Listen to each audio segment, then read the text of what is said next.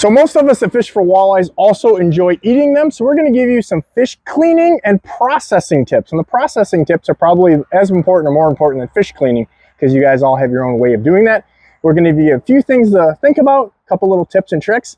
The first one is a majority of the season, I've got a really nice live well in my Ranger boat. So that's what I use. But as these water temperatures get much above, I would say 65, the walleyes don't seem to like it in there a whole lot. You get too many fish in too small of an area. So what we do at that point is we have a cooler with ice. And especially these really nice big coolers with the thick walls, the big thing with those is you just can't take them out of your garage and throw a bag of ice in them. It's going to melt almost immediately because the cooler is holding the heat. So using some like frozen ice bottles, old milk jugs, things like that is kind of a sacrificial thing to cool the cooler down ahead of time or in the morning is a really good tip to go through a lot less ice and keep these holding ice as long as they say. And so we've done that with some frozen bottles in the bottom, and then we've got some ice bags in the morning. The other thing that I really like to do, especially if I'm transporting the fish from the live well when we catch them right out of the gate to then in the cooler, because we use both today, is using the Lakewood live well bag. And that way we've got these fish, we only have to pick up one. You're going to take this really heavy cooler and hold that thing. We can just take those fish out. It's a lot easier to not have to haul all the weight.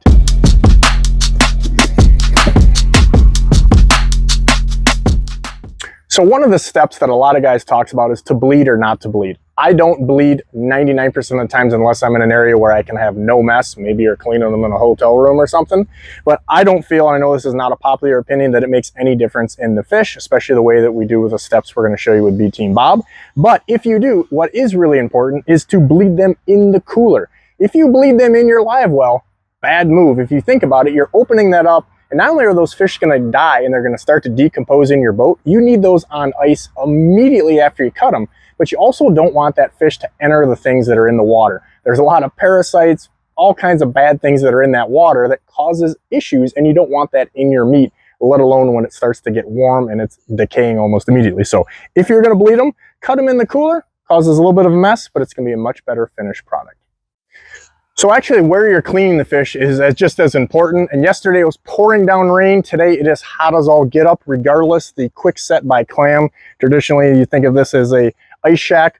Well, they've got the screened in version. So keeping mosquitoes, heat, or the rain off you, these things pop up super easy. You can fold them up in a small area.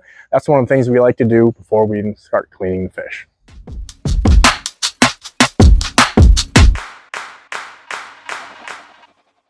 So one of the things you need is a nice table. So simply a folding table you could use for a lot of different things is really nice. But the thing is, depending on how tall a boy you are, or lady, some leg extenders. So we made a 3-foot table, about 5 foot. Another key little deal is don't just put the PVC pipes on there, put a cap on the end. That way if you're doing this in a sand or grass area, it's not going to dig in there and cause a mess or sink right down in. And that way we can be right at height here, and it's a much easier working surface. So you may want to take care of that table, especially if the missus is letting you borrow it from a graduation party or something. So we've got a nice cutting board. This one happens to be a Rapala one. You know, a couple small ones or one really big one are nice if you're going to have a couple people cutting fish. So one of the things I really like is a nice heavy duty, it's not that much more, stainless steel bowl. These are, I believe, 20 quarts.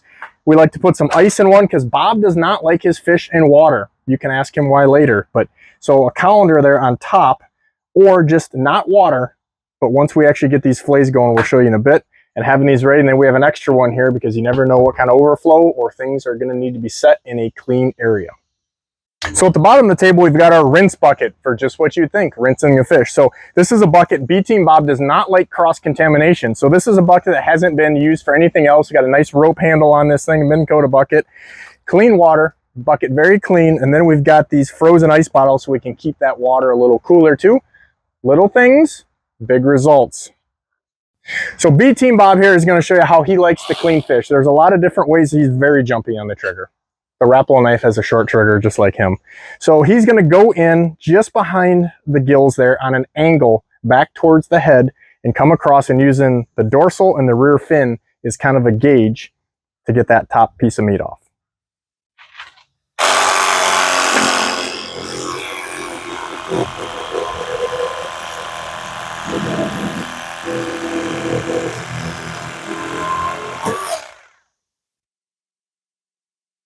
Now some guys like to leave that all attached to take the skin off a little bit. There's many ways you can do it. Bob likes to cut both of those. We're going to get both these slabs off in order to get to the next step.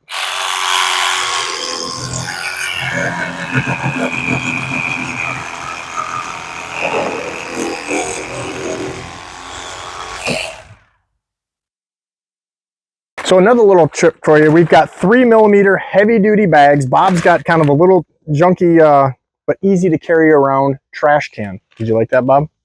Little trash can? I use the smaller ones. You get any bigger and they get too heavy. That's right, Bob's not as beefy as it used to be. But the big thing is when you're traveling, you don't want a huge one because it's just harder to carry. So a couple of these underneath is going to make for a lot less mess. Okay, so now that we've got that cleaned up and we've got not a lot of mess and fuss on the table, Bob is actually going to take the rib cage out. Typically, what I do myself is I like to take the skin off. So again, there's different ways of doing it.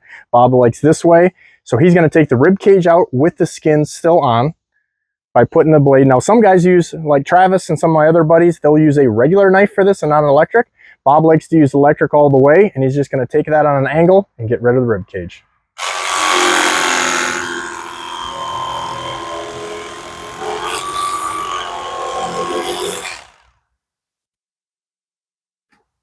So now that we've got the rib cage out, again, different ways to do this. Bob's last step is we're going to get the skin off. Bob doesn't like to go real super close on the skin, you know, where you would put the knife completely down, but up a little bit, because on some of these bigger fish, it's a little brown. You see a little bit of silver, so he's going to leave a little bit of meat there to avoid a lot of extra trimming.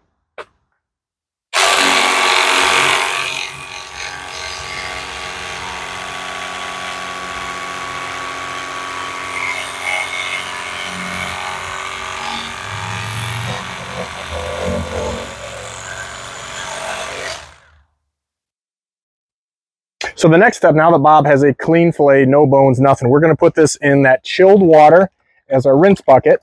Bob likes to change this out after maybe a dozen fish or less if it just starts getting a little stinky. And we're going to put this right in the counter there to try to get this dry for what ultimately is our last step. And if it's really hot out, you may want to actually not have this in there and go right to the ice just to keep it cool, because we don't want those fillets getting warm. But right now, we're good enough with the bowl, the ice, and the counter to try to keep that dry.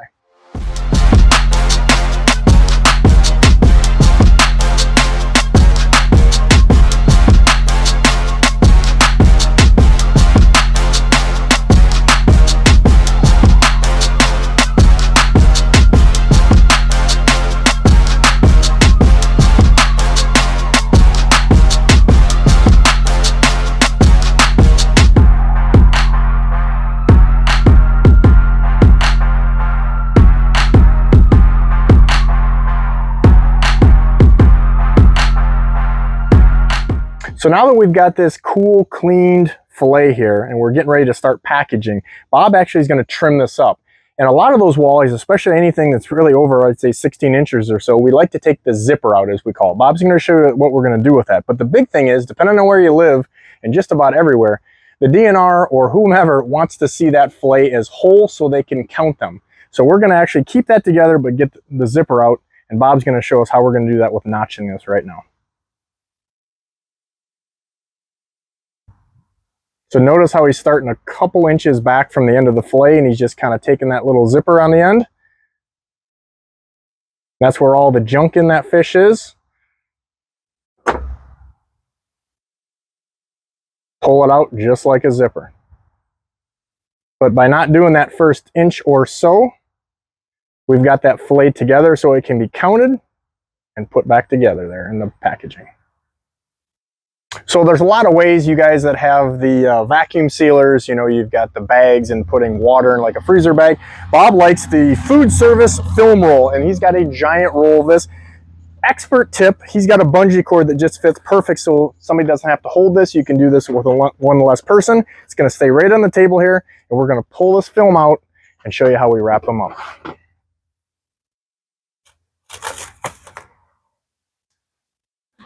So now we're going to become professional burrito rollers, right, Bob? Did you ever do this with anything else back in the day? Be honest. Never. Maybe. So we're just going to put one fish in here. You can do it however you want to, you know, if you want a smaller meal, we like to sometimes do one or two depending on the size, so we can have smaller meals, bigger meals as we pull these out. And then we're just kind of roll this up. Bob says he does not have a number of rolls. He does it by feel. But you want to make sure that you get quite a few turns, as you can kind of see here, and he's going to roll it up quite literally like a baked potato or a burrito or nothing else that we can say out loud, folding those ends in. And because we've got that film bungeed at the end of the table, this can be a one-man procedure.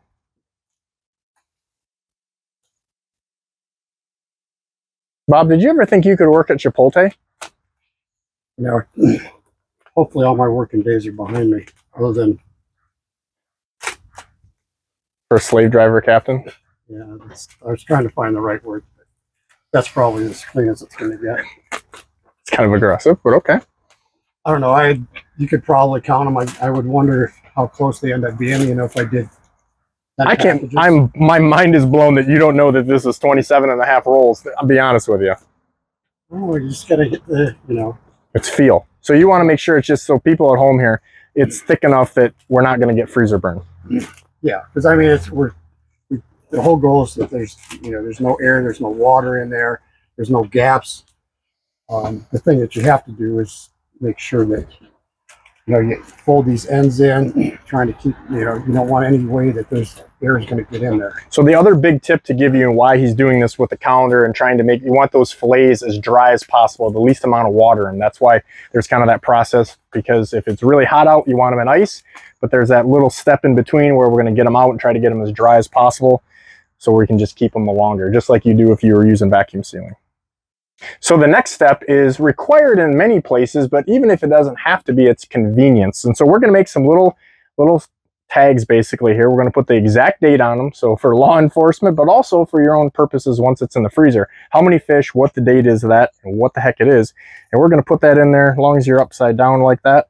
And Bob's going to roll that right in there a time or two.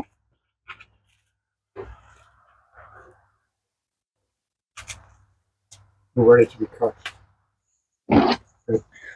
It always is nice to have an assistant. Bob, see, I'm not completely useless, right? Sure, Ross. Wow, sarcasm from B Team Bob. So these are the steps that B Team Bob likes to use to clean and process his fish. And the other thing about this wrapping up is it makes it a lot smaller. You don't have that water, so you have a lot less space that's going to be required in your freezer. B Team Bob also wants you to know that he likes to separate these out. You can put them on a cookie pan or whatever to freeze easier, and then you can stack them up. So like this, these burritos stack a lot easier, but don't stack them up on top of each other. It's going to take a lot longer to freeze them until they're already cold.